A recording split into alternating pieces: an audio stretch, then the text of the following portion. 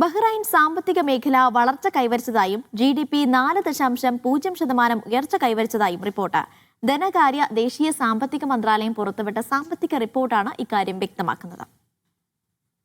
Information and government അതോറിറ്റിയുടെ report പ്രകാരം എണ്ണ മേഖലയിലെ പ്രവർത്തനങ്ങളിലുണ്ടായ 9.3% വർധനയും എണ്ണ ഇതര മേഖലകളിലെ 3.1% വളർച്ചയും രാജ്യത്തിന്റെ സാമ്പത്തിക പുരോഗതിക്ക് ശക്തി പകർന്നിട്ടുണ്ട്.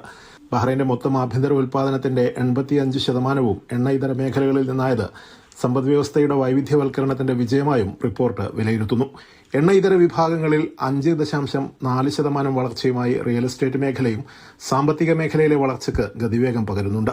ധനകാര്യ ഇൻഷുറൻസ് മേഖലകൾ 5% വളർച്ച രേഖപ്പെടുത്തി തൊട്ടുപിന്നിലെത്തി. മൊത്ത ചില്ലറ വ്യാപാര മേഖല 3.3%, ഇൻഫർമേഷൻ ആൻഡ് കമ്മ്യൂണിക്കേഷൻ രംഗം 2.1% വളർച്ച നേടി. ടൂറിസം, ഭക്ഷണ സേവന മേഖലകളിൽ 1.5% വർധനയുണ്ടായി.